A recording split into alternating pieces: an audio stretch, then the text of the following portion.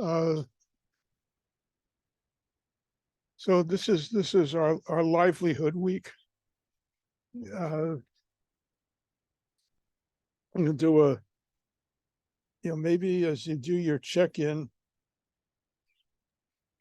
how are you doing livelihood wise?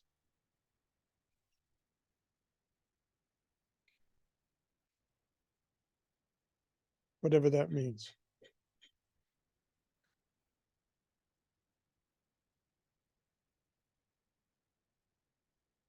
I remember a few years ago, I was worried that, nothing I do for my job, which is helping corporations, was helping other people. Uh, but lately I feel like not bad is good. So I'm not ripping anyone off. I my work provides jobs to other people.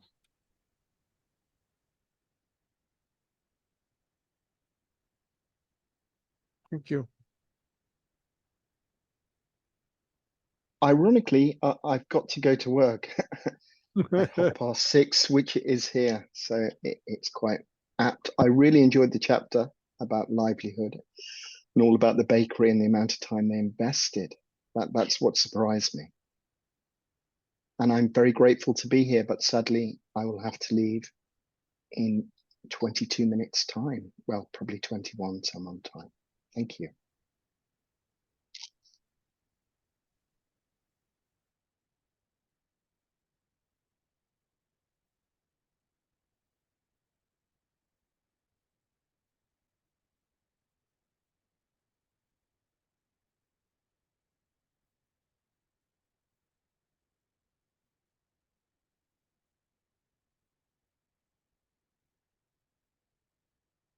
Leo, you want to jump in?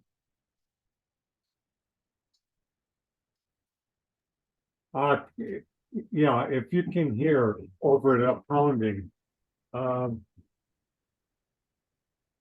After reading, my teacher way back, gave me he wrote a sutra for me, and I just would like to read it for a minute. It says, many things are happening in my life right now. Underlying it all, the Dharma is my rock. Beyond sorrow and joy, the Dharma is whispering, everything is okay. Even when things are not going okay, eyes full of tears, heart heavy with pain, stone therapy helps me see the success and suchness of everything. Being embraced by the Dharma, I will live a life of oneness where the universal and infinite touch the particular and finite. Yes, I will struggle. Yes, things will not turn out. Except I will keep going with a smile because I know the Dharma is my rock. And after reading the reading, that brought that to mind. And with the noise and the pounding on my roof, it just fitted today. Google is amazing because I can't hear any pounding. That filters out the background noise. It's terrific.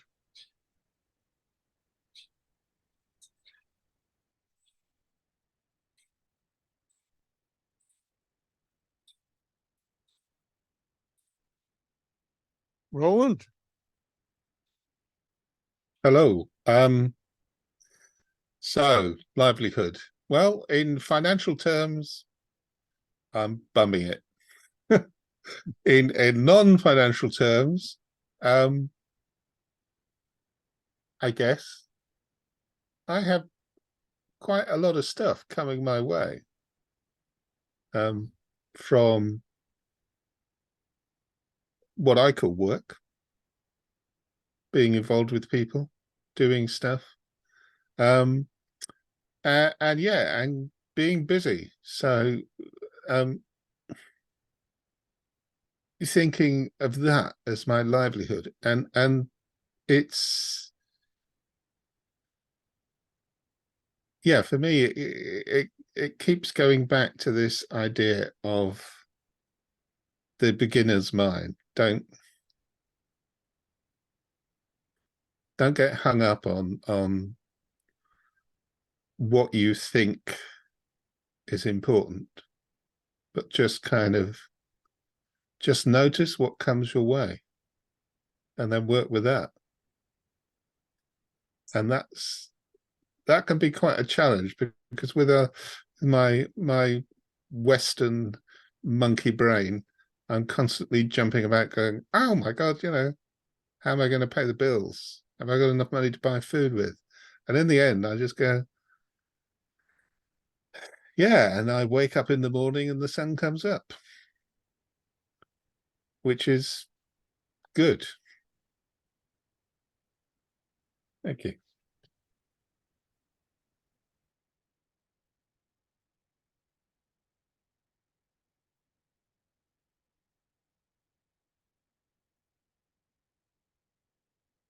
Yeah,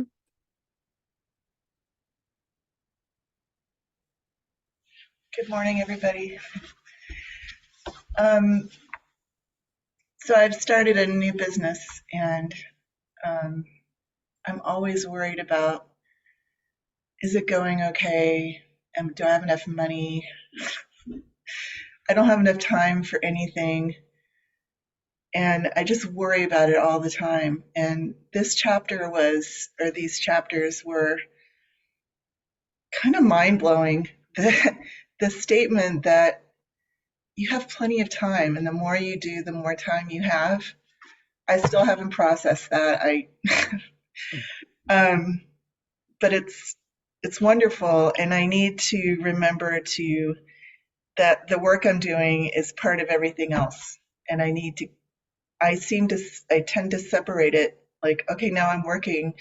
Now I'm on my cushion. My teacher, I'm working on the Koan Mu right now, and it's just a reminder that everything I'm doing is all of a piece, and all these great things are happening, and my business is thriving. I'm not making any money yet, but every good thing I could think of that could happen is happening, and yet it's overwhelming. And instead of relishing that and appreciating it, I just worry, and I've just got to let that go, and just it says just do what you're going to do this hour, and just do it, and don't worry about what you're doing tomorrow, or will you have time, or so this was incredibly helpful.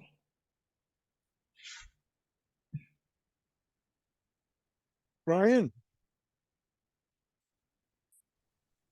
Yeah, livelihood. When I was a trauma chaplain, we knew our colleagues needed like us to buy them a donut and a coffee in the morning if they said I'm fine, because it means freaking insecure, neurotic, and exhausted.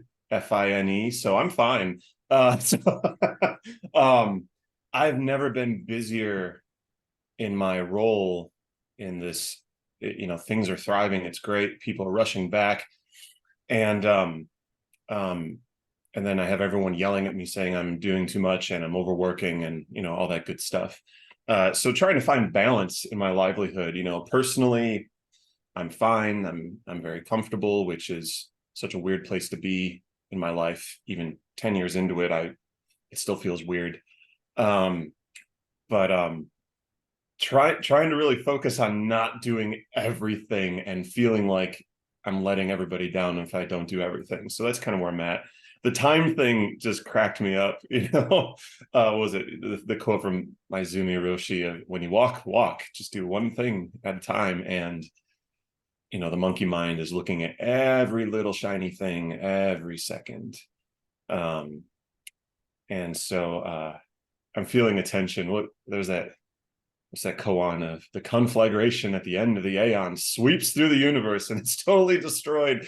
And I feel like that's my life, and yet it goes along with it, so I'm trying to find balance there. And also trying not to feel selfish if I do things for myself. So dealing with that tension too. So it's all good. Yeah.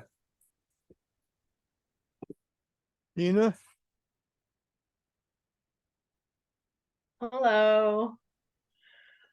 Um,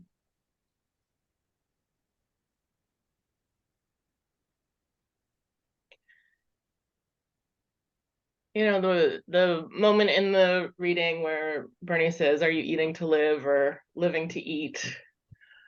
I liked thinking about that part a little bit. Um,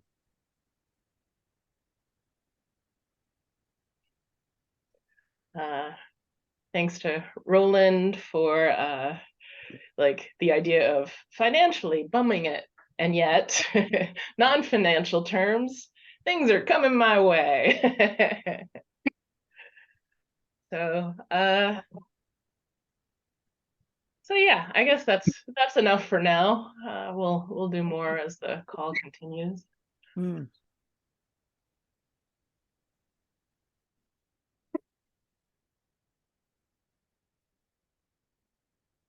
One of the things, somebody mentioned worry and trying not to worry. Uh,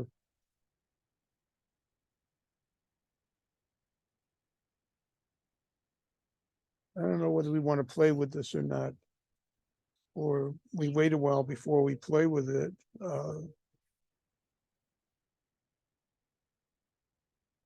But you can also think about worry as an ingredient. You don't have to throw it away.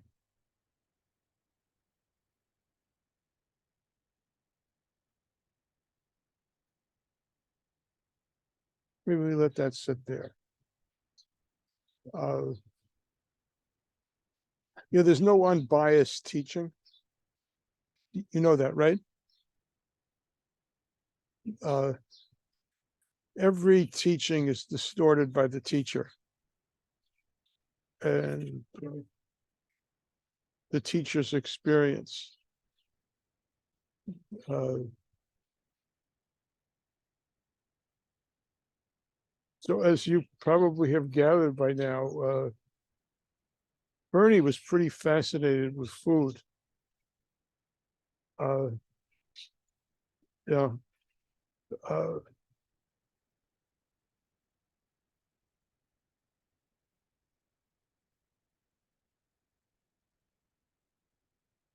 He was a teacher when you went to visit him and asked him what he wanted to do. Either he wanted to go get something to eat, or he wanted to go food shopping.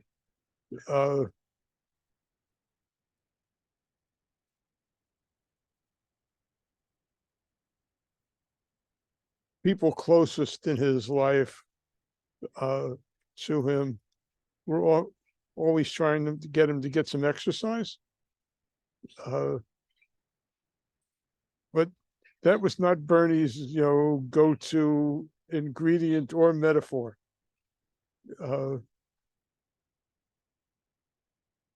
It's like you go through instructions to the cook and he's just preparing meals and eating meals. That's his metaphor,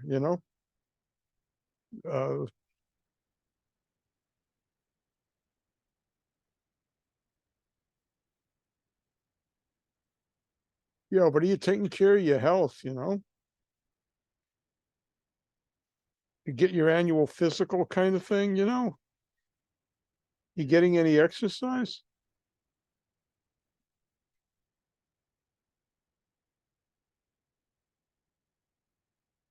That's a pretty important part of livelihood. I mean, if livelihood means staying alive, right?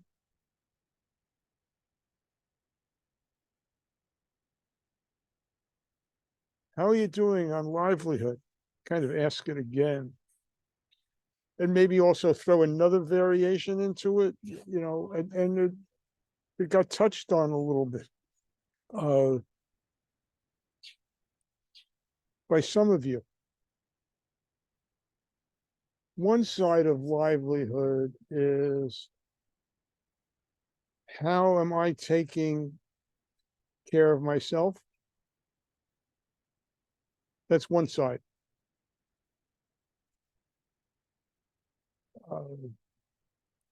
The other side is, how are we doing at taking care of whatever we're doing together? And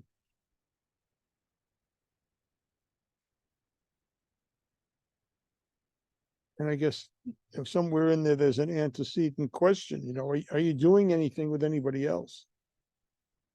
Or are you on this path pretty much alone? And if you're on it with somebody else, how are we doing?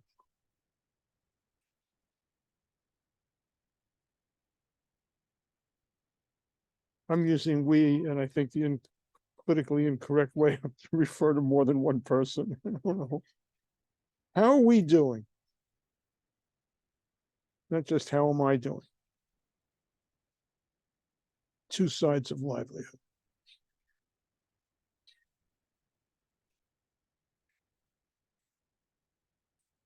You want to go around with that again? Or say no, come up with something else?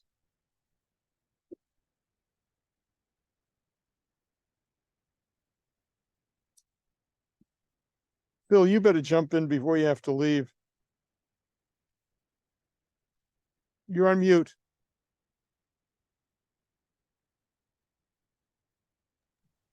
Thank you. Yeah, I've really struggled with right livelihood because I thought, you know, I've been in this mindfulness practice center or monastery, if you want to call it, for many years, and that didn't happen, although I was there for a few years.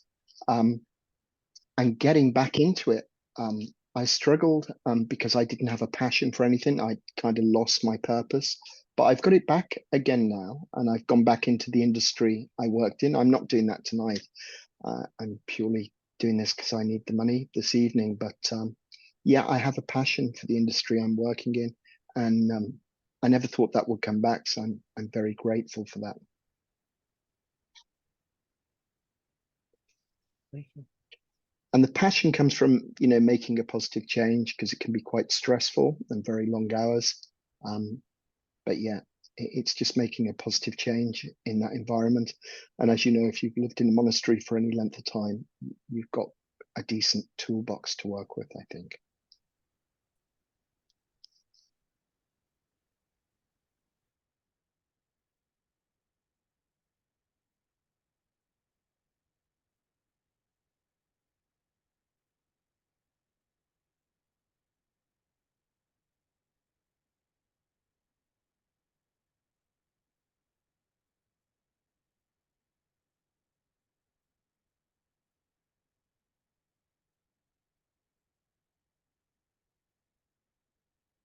You can just say no. I don't like that prompt.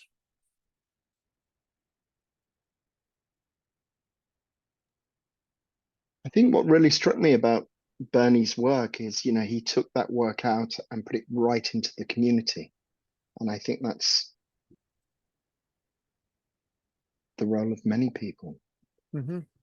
He didn't stay cloistered, you know, in a monastery. He really used everything he could in the community. I thought that was incredible. And I loved the chapter on Greystone and the bakery. Thank you.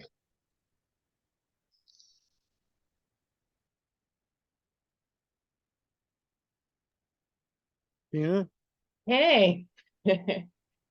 um I had a kind of Dharma partner friend for a couple of years ago. And he and I went to the beach. And Ipswich Beach has this like big expanse of water, and all of the like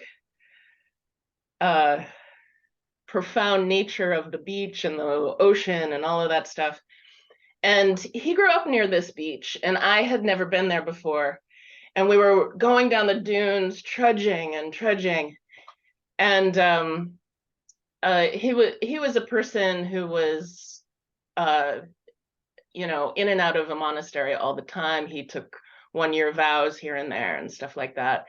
And he was in Boston trying to figure out how he was going to integrate his calling with the world and serve, and if he could do that outside of a monastery.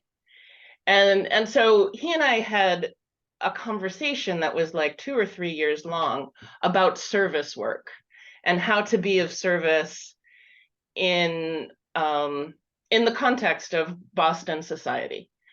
And that was one of the conversations that changed my life. He was a brilliant genius kind of person. And he and I kind of, one of the terms for what we did is Dharma combat, where we kind of pushed each other's boundaries. Like, what are you going to do now? What about this? What about that? And so we were trudging along on this beach, and it was getting towards midnight. It was dark. And there was the ocean, and there was the like infinite beauty, and there was this, and there was that, and it was uncomfortable getting through the sand. And we turn around this dune, and he said, and there's this structure way off in the distance. I can't see it, it's dark. And he says, this is my perfect metaphor for an organizational structure. And it was a wooden platform with a wooden roof that lets all the rain through. It was just a little sunshade structure on the beach. And my immediate response, you know, he and I were like all the time. My immediate response was, what the fuck do you mean? This is your perfect organizational structure for a Dharma organization. Rah, rah, rah, rah, rah. That was my first thing. And then I've thought about it every couple of months since. This was like pre-COVID. I think about it all the time. I am creating an organization with online components and online courses there's new software platforms for that, and I'm figuring out all these things. And I think of that image, midnight at the beach, and I'm uncomfortable, and there's sand all up and everywhere, and I can't see anything. And there's just this little platform. All the weather can come through. It just kind of blocks out the sun sometimes during the day. And Christopher, while he was growing up in that area, he sat and meditated for hours at a time on that structure, thinking about like the beauty of the ocean as a metaphor for Dharma, and how that can come in and through, and how you just need a little platform on the edge, just a tiny bit to hold people's hands.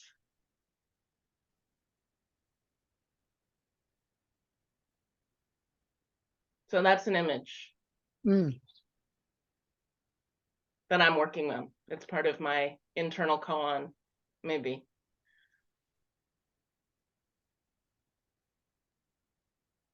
Thank you.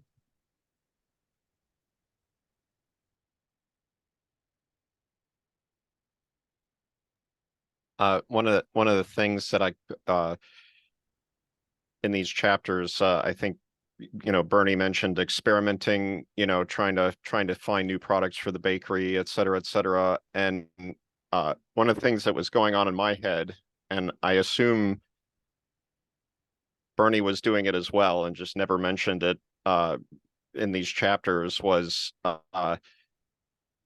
and I'm sorry Phil left, when he said the word passion, it made me think of this. You know, passion comes and goes very quickly for me. You know, I'll get enthusiasm for something and then it'll disappear, and it disappears before I have a chance to get everything I need together.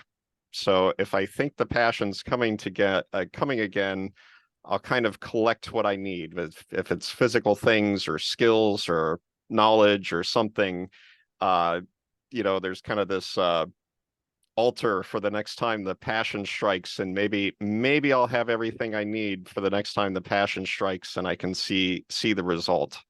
You know, I imagine that you know, if Bernie walks into the kitchen in the middle of the night and says, "Oh, I want to make such and such," you know, now's not the time to go to the grocery store. You better have everything on hand.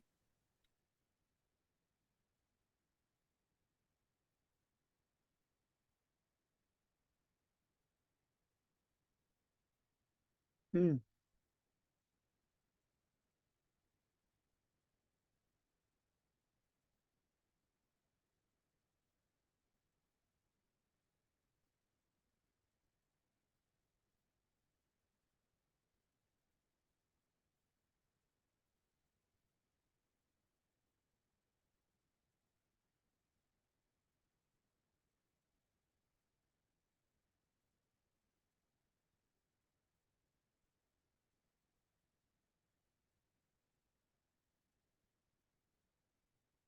Other thoughts?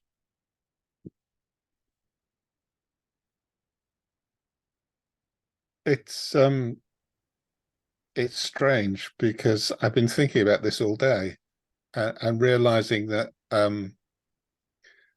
some of the work I do is kind of can end up being focused on dealing with the absence of things, or trying to deal with the absence of things, you know.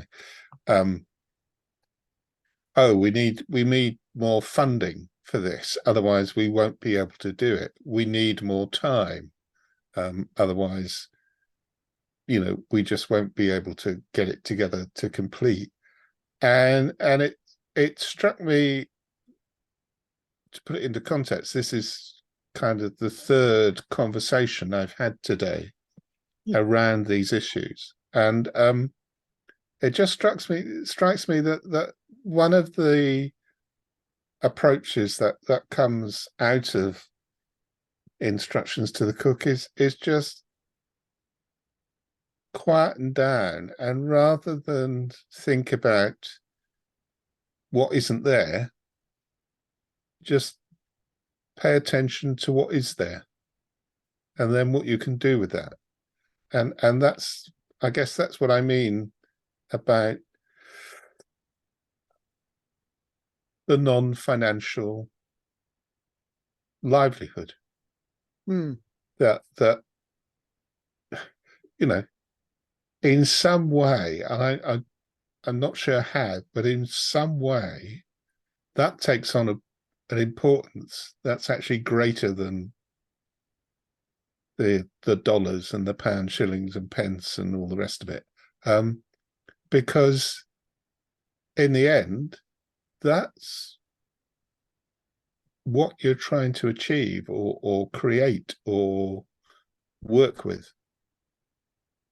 And it's, you know, it is very much like creating a meal. You start off with these constituent things which all look completely different. You put them through various processes, and in some strange way, this alchemy takes place on top of a cooker or in an oven or something like that. And hey presto, you produce something that sometimes bears no relation to what you started out with, in a good way. Mhm. And the aspect of thinking about how are we doing rather than how am I doing, I think is really, really powerful, because we all get hung up on how am I doing? How are you doing? How are things with you? And I guess one of the powerful things we should be asking is, you know, how are things with us in whatever setting we find ourselves? And we're not used to that. We almost avert ourselves from it.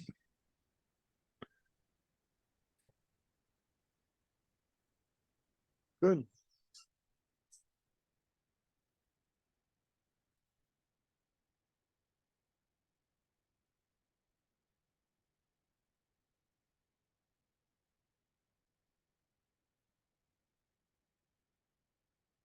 Bernie's whispering a couple of things to me. I'll share.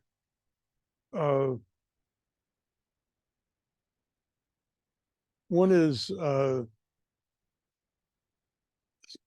reminding me that Zen is always concrete. You can only do specific things. You can't do anything in general.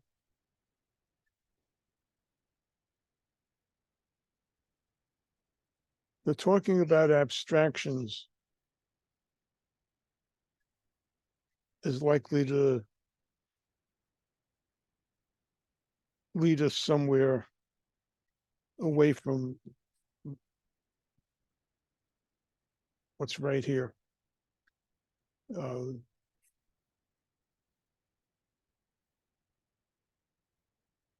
other thing that Bernie's whispering, he's whispering in both ears. I don't know how he does it. One thing in one ear, one thing in the other ear.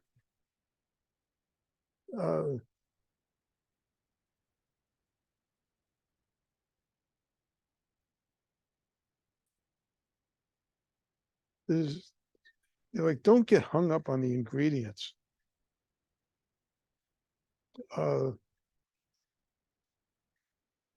Yeah, Bernie's reminding me, he didn't just go and see what was in the cupboard and say, what can I do with this? And I don't know that anybody very often manages to accomplish much consistently that way. Bernie had an idea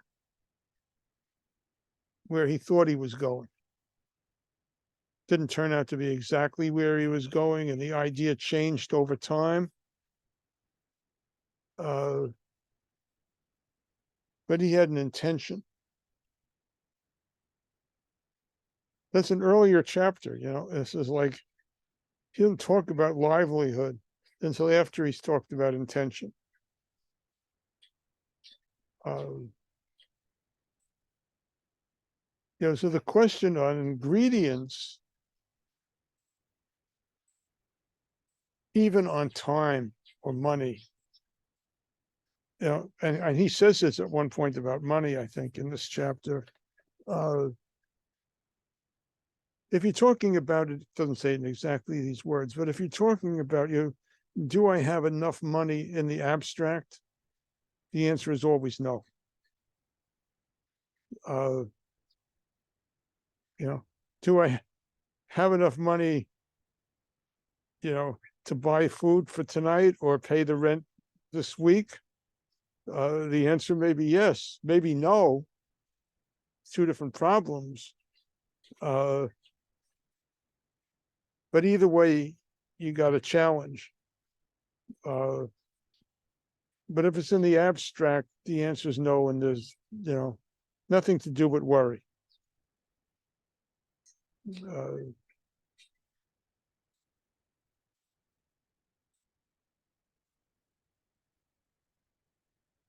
What do you intend? What, you know?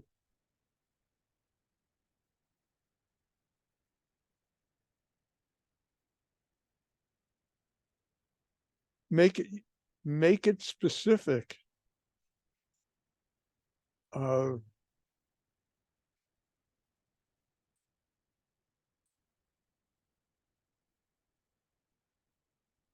know, I vow to save all sentient beings. Well, I don't know who you know, Muyo's who's got something like that in there. You know, okay. So specifically, what are you doing today?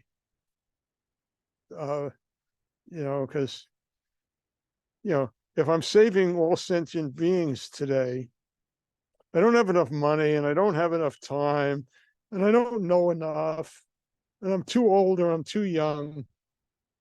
What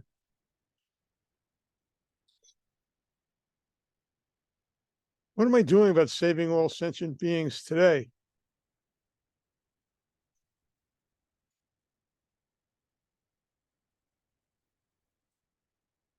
And if you can see that, you're going to let yourself see this really concretely. Yeah, then you can see the golden city up on the hill, from the Lotus Sutra,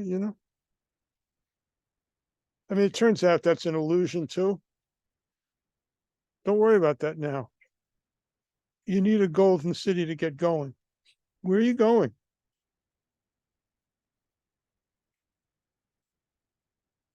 Can't just be abstract metaphor. You got to really let yourself envision your intention. It's got to be tangible in your mind.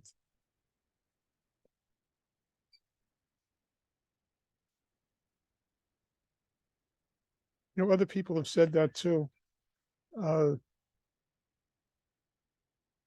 you can't build it before you visualize it. There is no way to decide in Bernie's metaphor. Bernie says, don't put everything in there. You're going to get a hodgepodge, right? Don't throw every spice in the soup. Well, how do you know which spices to put in and which spices to leave out?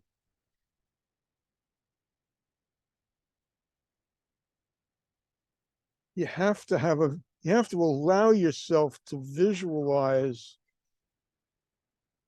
the soup you're making today.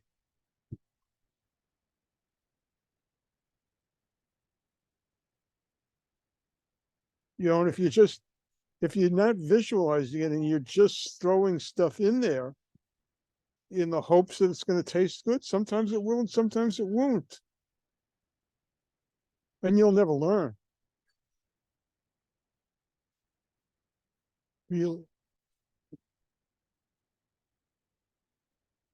It's not going to come out the way you want, the way you envisioned it. But you can learn from the difference between what the soup you made and the soup you envisioned. This is pretty good, but I think next time I'm going to try that. Or this is fantastic. I'm going to do it again. If I can remember how I did it. And then sometimes you go back and you try to make that soup again. And it never comes out again.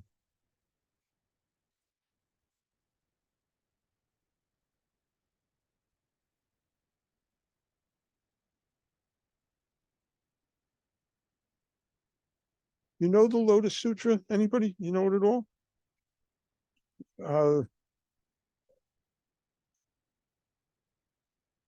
The important thing is not to have an ultimate goal, like the final goal. I know ultimately where I'm going. You don't have a clue ultimately where you're going. All you know at best is where you think you're going today. But you need that.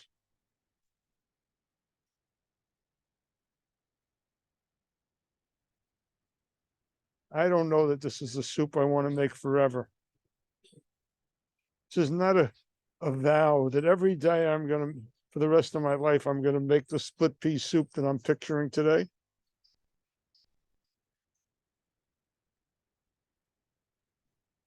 Today, I'm making split pea soup.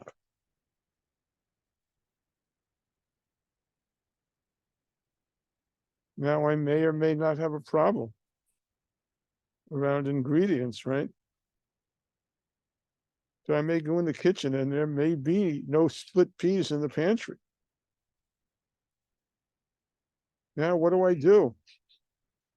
All kinds of possibilities. Do a fundraiser to get the money to buy the peas, right? Or whatever it is, or I wonder if this thing could work with lima beans. I got these lima beans there.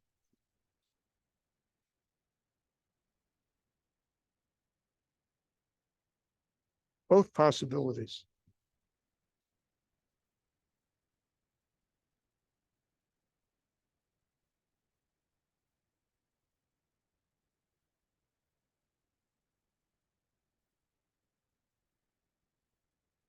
It's getting any juices flowing?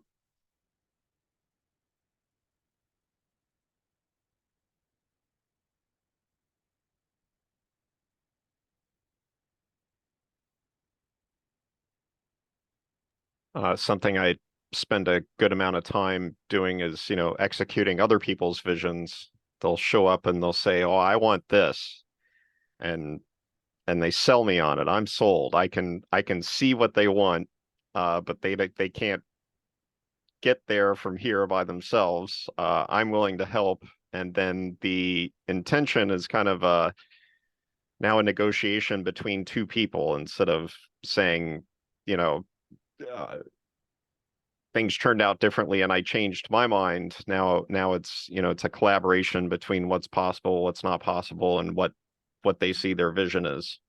I didn't see any of that going on in the chapter, or maybe that was just kind of an abstract. There was the Grayston organization, and what they had as resources, and they worked it out. But maybe that happens in a later chapter where they talk about the internal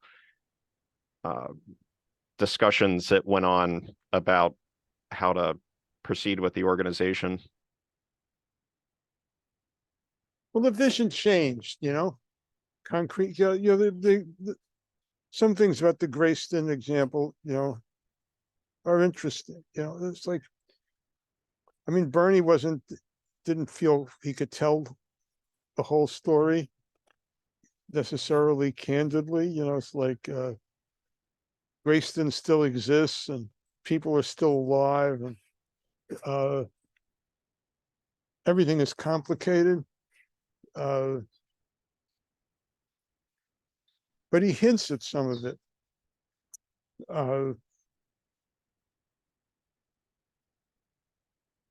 So Bernie arrived in Riverdale. He wasn't in Yonkers yet. He was in Riverdale, in the Grayston mansion, with the idea of coming up with a business that could be livelihood for Zen students. A couple of people earlier were referencing monasteries, and that's that old Zen theme, is like, how do you support the monastery? And he talks about Tassajara in the book, because he's I think Rick Fields was helping him not get all over the place. But Bernie could, and they did go, they knew people there and they had friends there, but he also knew a lot of other people, and he also thought the Trappist Jam was really cool, and was a much more successful business model than the Tassajara, bakery operation. The jam operation supports, kind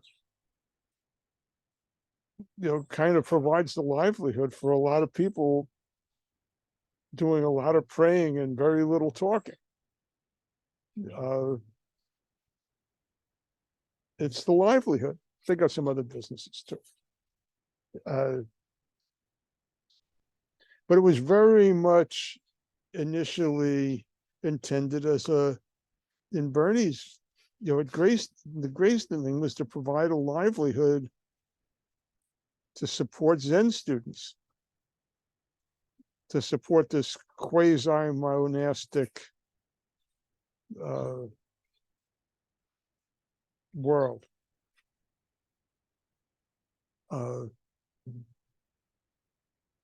It very, very early changed. In Bernie's mind, and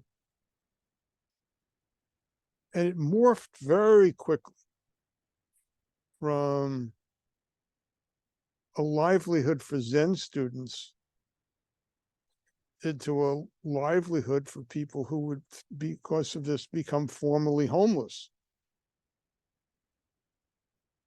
People who had been homeless would now have jobs and would be able to afford permanent housing,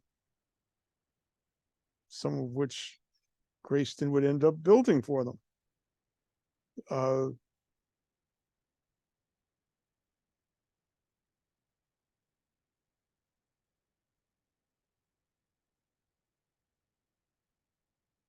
not all the Zen students were happy with that. Uh,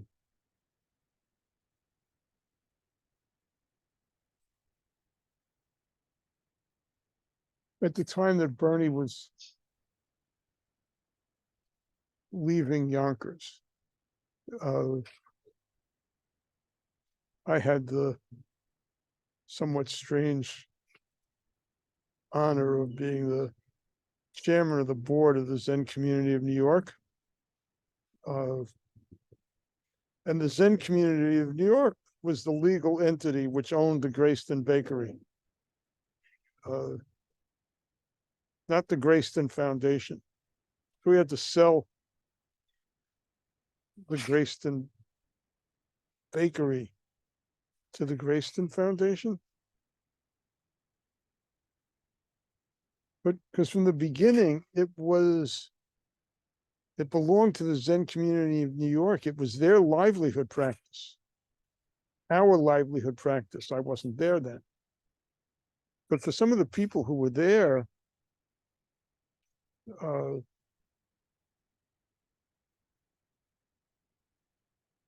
I had these really I had painful conversations with people who wanted to know when the bakery was sold, if, what they were going to get. Was their sweat equity which had built it. And it was sad because on some level they didn't realize that it was a not-for-profit that they had built. Not your Silicon Valley startup, and we're all going to get a piece of Facebook if we were there at the beginning or whatever,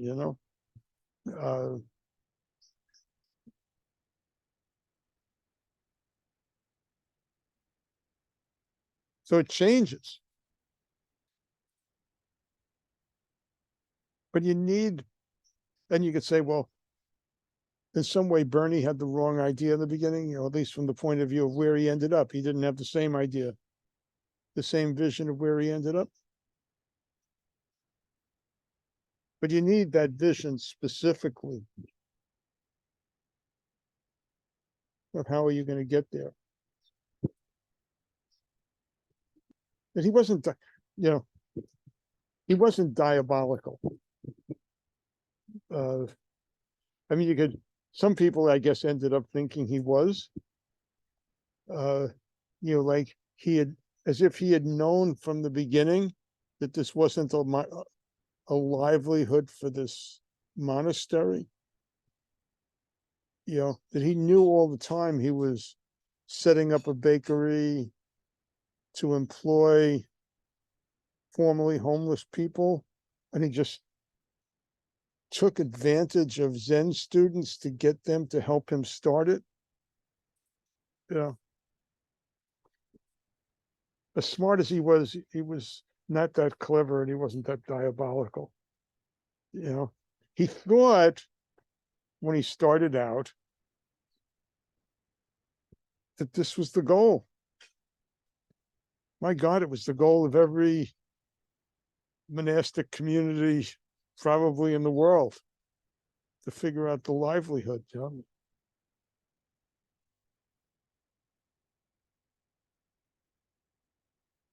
That was what he was trying to figure out. And the big fights, he references this in the book, kind of the big internal fights was about, in the beginning they had a catering, their first business, food business, I think, was catering for the yacht club in Riverdale, which was, you got to have a lot of money to be a member of the Riverdale Yacht Club or whatever it was, Is this right livelihood, right? Shouldn't we be feeding the poor?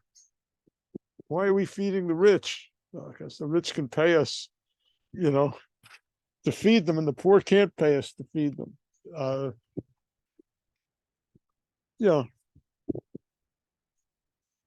Those were all the ingredients. It was always we. It was always complicated.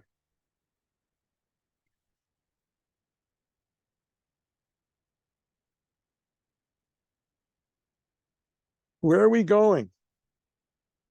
Why are we going there? Are we healing ourselves in the process?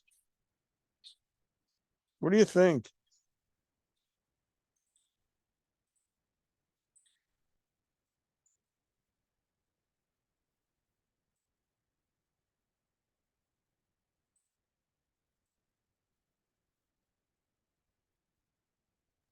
I always paint these rosy pictures for how things are going to turn out. You know, I won't be stressed out at the last minute when it's time to flip the switch on, et cetera, et cetera. You know, prepare and prepare, and it never works out that way. And then the whole situation works around again. And I still tell myself it's not gonna be this bad this time.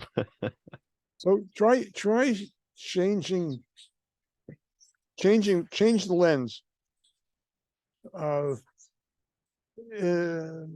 Instead of visualizing yourself in the middle of the picture at the end, this vision,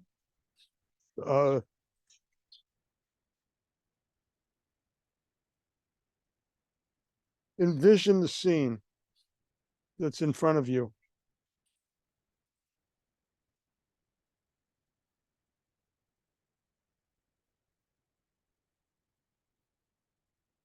You're talking about this is where it all started scene.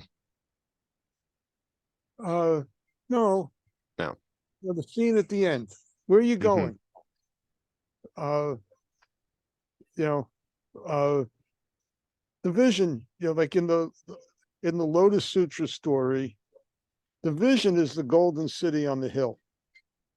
You know, it's not a vision of me with no worries.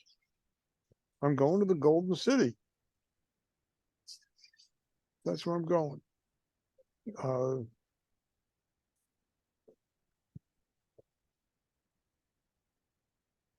Yeah, I think Bernie talks about this a little bit. I'm not recalling the exact words, but if you're focused on, I'm gonna be at a place in my life where I have no money worries. Let's say,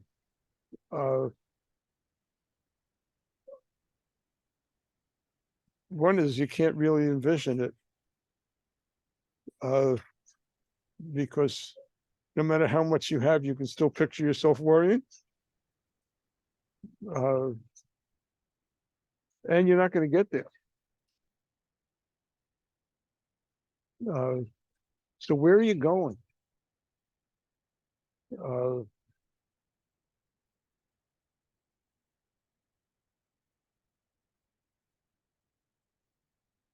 You know, I guess it's harder for us now. You know, Buddha couldn't take a selfie. So he wasn't constantly imagining what he was going to look like when he got there.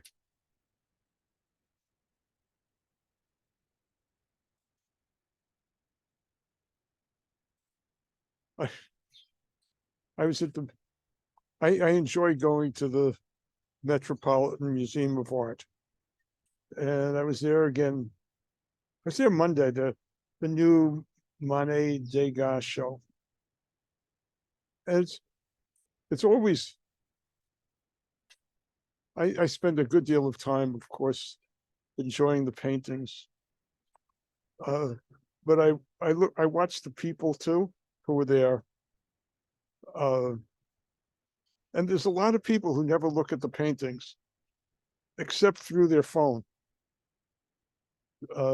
which is really kind of interesting because they never see the painting in person. They only see pictures of the painting. You know, it's like you don't have to come to the museum to get the pictures of the painting. And even better, you know, is they turn around so they're standing with their back to the painting, you know, and they take a selfie with the painting. It's wonderful.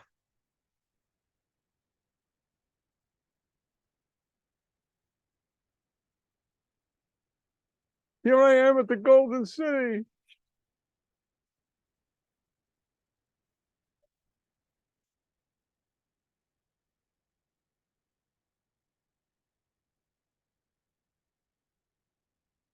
Picture the pea soup. Not how you're going to feel when you serve it.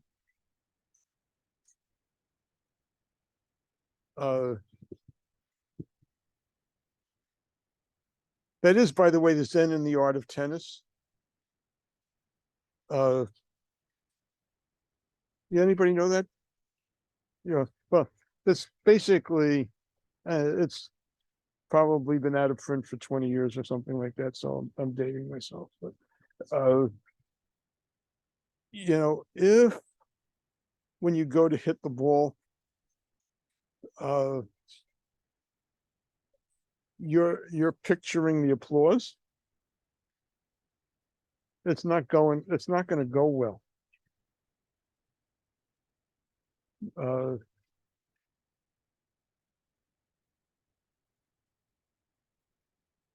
If you're picturing the applause you're going to get from your pea soup when you serve it, probably not going to go so well.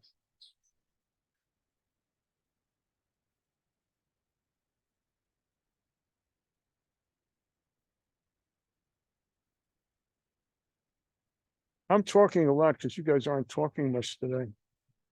So how are we doing here? We I don't know.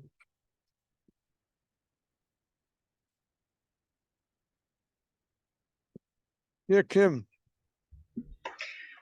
I was just thinking about this this new field I've inserted myself into, and how it's like mostly men, and it's 100% focused on making money. And I'm coming in as someone with this social justice mission. And I thought I'd be able to come in and kind of inspire people and say, hey, let's do this, let's do that.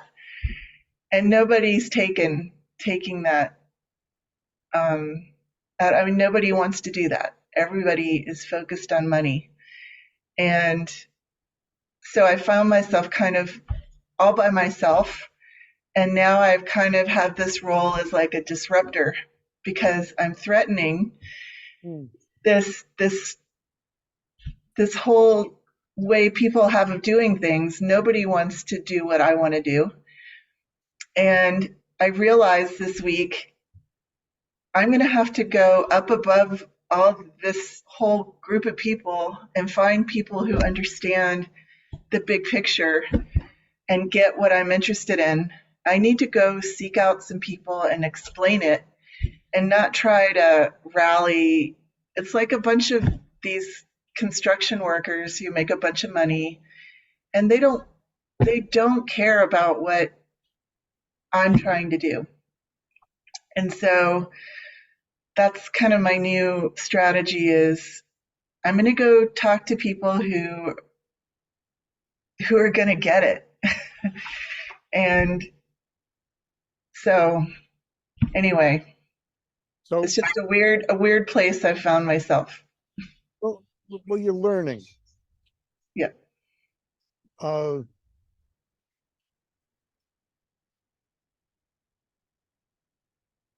think Bernie would say it's not either or.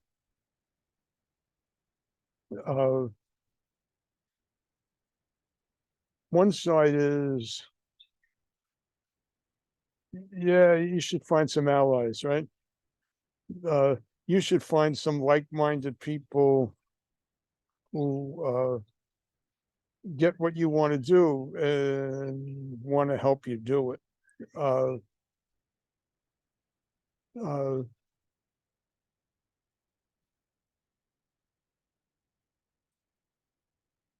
The other piece of it is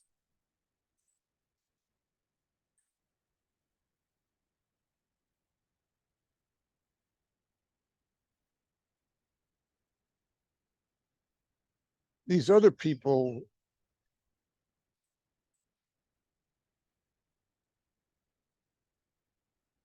how do you work with them? he did I think one of the last big events that Bernie did before his stroke was the Buddhism Social Action Conference. And he got incredible people from all over the country doing all different kinds of social action work to come together. And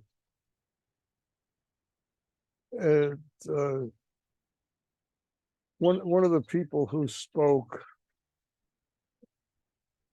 her project was saving the wilderness.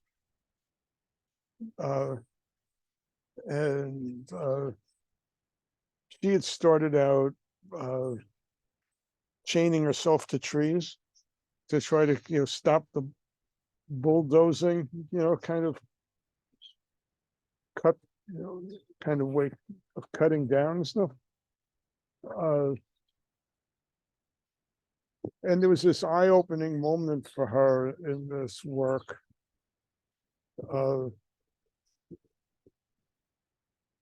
When she talked, actually, for the first time to some of the lumberjacks who were going to be out of work if she succeeded in stopping the lumbering.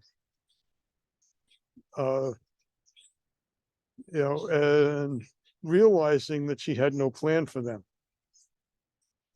And they're trying to save the wilderness without saving the lumberjacks. One, partly probably wasn't going to work. But also might not be the right thing to do. We'll save the trees, but all the lumberjacks will die. Maybe that's not the right solution. How do we work with that? That was that kind of thing kept coming up over and over again. In the stories of these, all different people doing every conceivable different kind of thing, saving the wilderness, death row advocacy, teaching stress reduction in hospitals and prisons.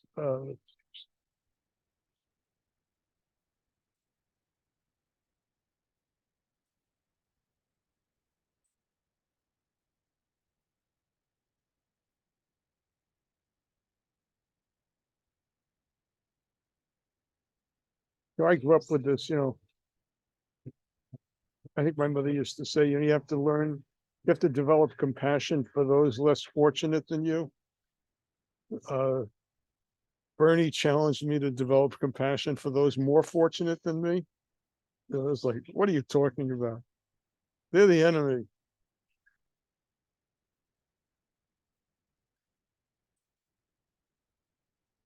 Gina. I just got an email 2 days ago from a maintenance contractor, and it was one of those cold call kind of spam emails. And I replied in depth. I replied in depth because part of their marketing technique was, I'm a real person. This is my picture and da da da da da. Those kind of cold calls. And I replied line for line. And yeah, it was a male-dominated industry, and it was a cleaning contractor that specializes in boutique yoga studios, which is an interesting niche. And I actually happen to be a meditator who specializes in bringing meditation to working class people. So line by line, I went through his cold call email to me, and I responded as a mindfulness practitioner. and it was fun. It was fun to do it. And then he replied to me, and you know, it was clear that his business has multiple levels of administrators. So I'm not sure if it was really him who responded, but whoever did respond said, that was some really good cold call Aikido. Oh no, jujitsu is what he said. Thank you, but I don't need your services right now.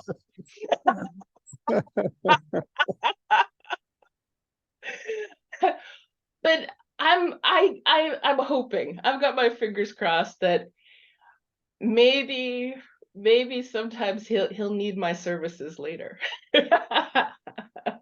Yes. So Kim, like, if you want a girl chat about what this can be like, call me, Kim. Yeah, GinaBean@gmail.com. Spelled with an E in the corner here.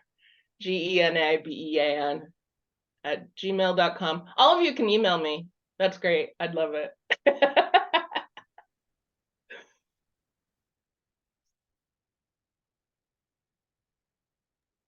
That makes me think of one of the things as I've gotten older, I didn't appreciate how much patience and effort and work and toil and everything else it takes to get people to understand what you're talking about. You know, you start off and, you know, you're like in a classroom in kindergarten and everybody's talking about exactly the same thing. It's, you know, relatively simple, and then they kind of layer it on through school, and then you get out in the real world and now you're in this super tiny niche. You know, I think that's just kind of the way it shows up or happens for a lot of people. I haven't met anybody who's like, yeah, everybody knows exactly what's going on with, you know, there's millions of people that know exactly what's going on with me specifically. I just don't think that's the case. And, you know, you have to very quickly communicate either what your problem is or what your offer is or something like that. And for me, it just fails over and over and over again until I can finally figure out how to pitch it just right. And then, you know, I get some run out of it, and then whatever subject that is closes, and then I'll have to do it again for the next thing. And it's like a lot of effort. And if I don't do it, then I don't get what I want.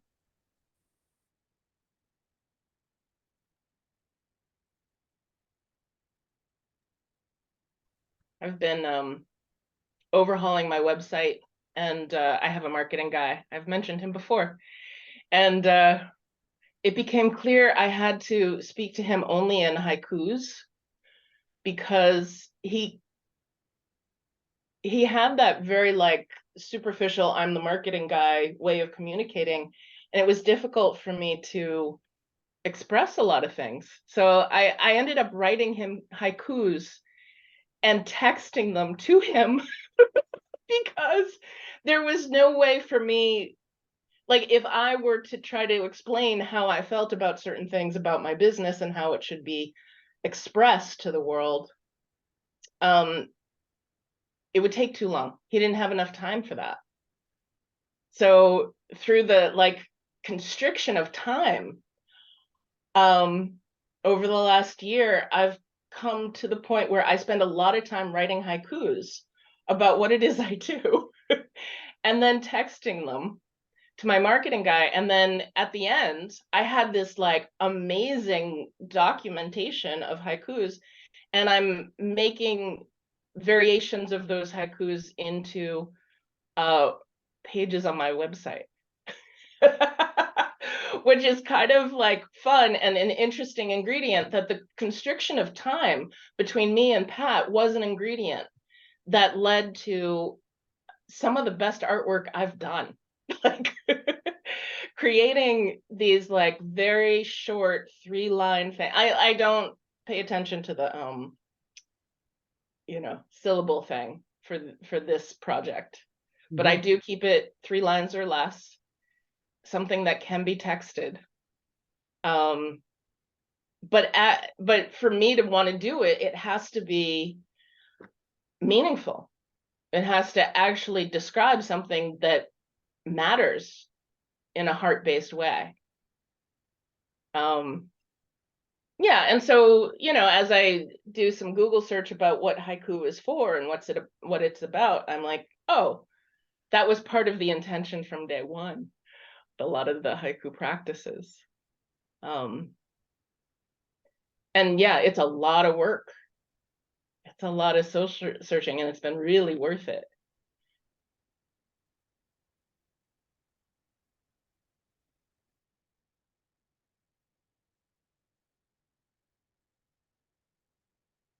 We're getting close to the end of our time today. How are we doing?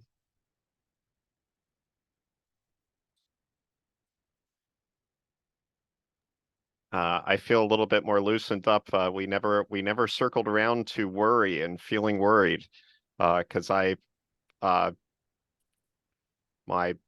belief is that I can only handle so much worthy until I tip over. So, and it's like Lucy in the Chocolate Factory. I can't control the speed of the conveyor belt, I think, and things roll down the conveyor belt, and it's okay for a while, and then things aren't so great, and then the worry kicks in, and I have so much worry until I tip over, and then I gotta figure out a way out of all that.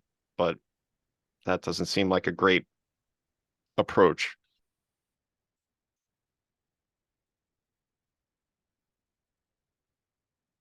So the way, I think for me, the way you use worry as an ingredient is, you start by embracing it. Like in the way that you're framing it, worry is something to be gotten rid of. And as long as you're trying to get rid of the worry,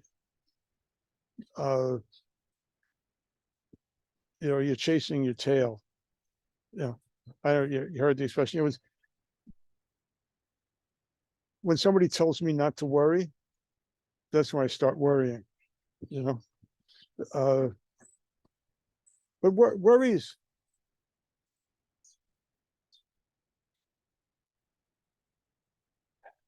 worries like like you're driving down the highway and there's this sign that says construction ahead.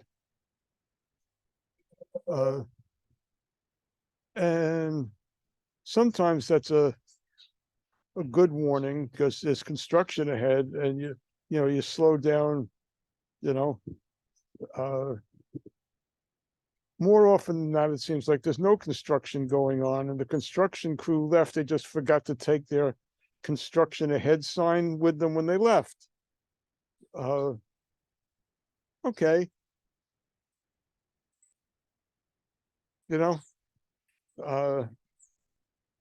Paid a little extra attention. Fines doubled in the work zone or whatever it says, okay. The worry bulb goes off. Your body's telling you, sending you an alert. Could be something to pay attention to, could be nothing to pay attention to. It's just an alert.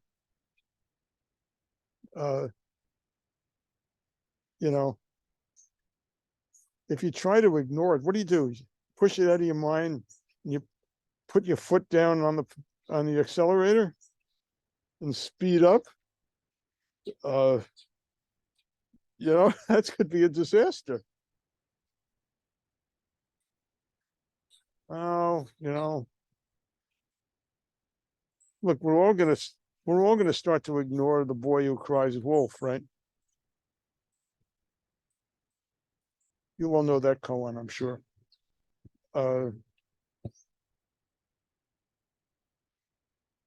So look, if you worry every time you make the pea soup that it's going to be awful, you may begin to discount it a little bit, right? I'm always, I'm a nervous cook. I always think people are gonna hate my pea soup. Okay, but it usually turns out okay. Uh,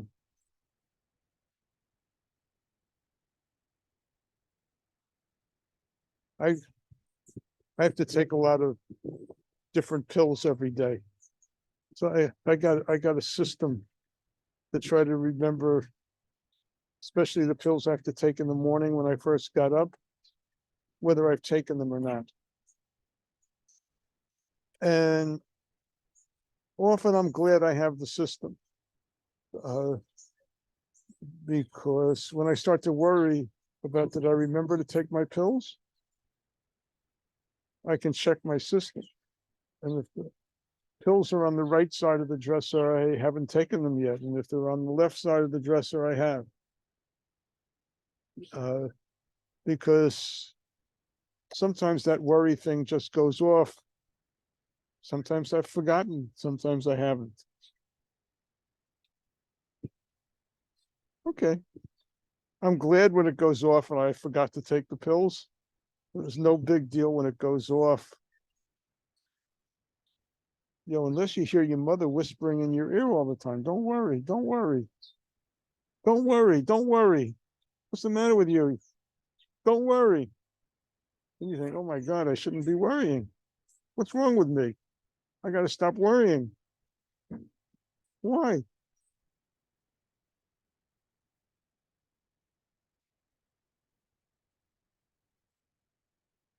I'm losing sleep.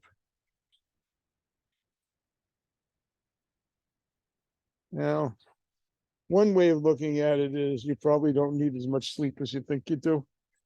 So instead of trying to go to sleep, why don't you think about whatever it is you forgot to think about during the day? The other trick, which I've practiced over the years, is to keep my cushions by the bed and get out of bed and sit for half an hour. I don't have to do it often anymore. I actually haven't had to do it in years. But when I was doing it, because I was worrying a lot, there would be nights when I would go to get up and I'd sit for half an hour. And then I'd get back into bed. And I was as wide awake and worried as I was before I got on my cushion. So I'd get up, I'd sit another half hour.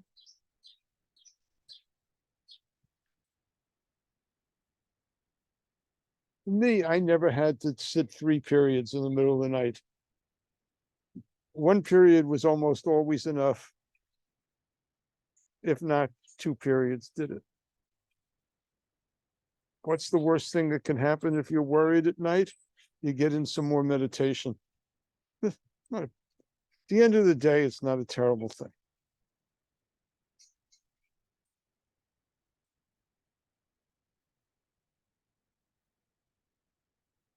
The worry is not the problem. You know, it's worrying about the worrying, it's the problem.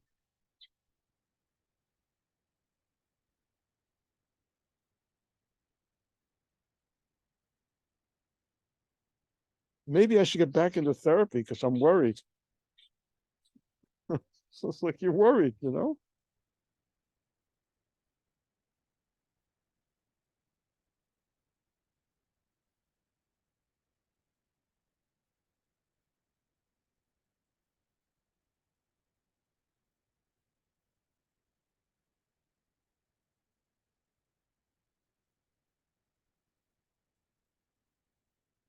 You all coming back? I'm just worrying that the group's getting smaller.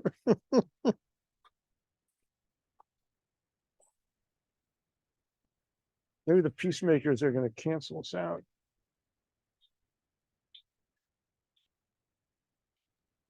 Are you worried about that?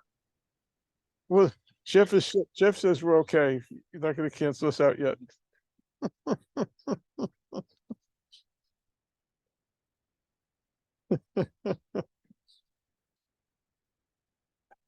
What are we reading next week?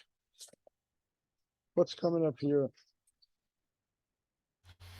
And by the way, Ken and everybody, I just looked at the calendar, and the next meeting is 3 weeks today. It's on the 26th.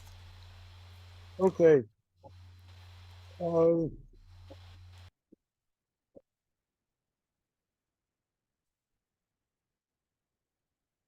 So it's going to be a little bit longer. This fourth course, this recipes for social change, is a little bit longer. But they have an extra week. It's pretty easy reading. So social change. And this is by way of intro. This is probably the chapter which makes this the Zen book that only Bernie could have written at that point in history, American Zen history. Spirituality and livelihood, and even community, or maybe especially community and study. Probably all religious communities were dealing with that.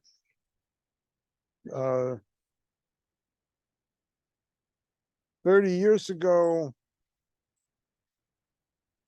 maybe still, the spiritual communities which were taking social action seriously were few. And this is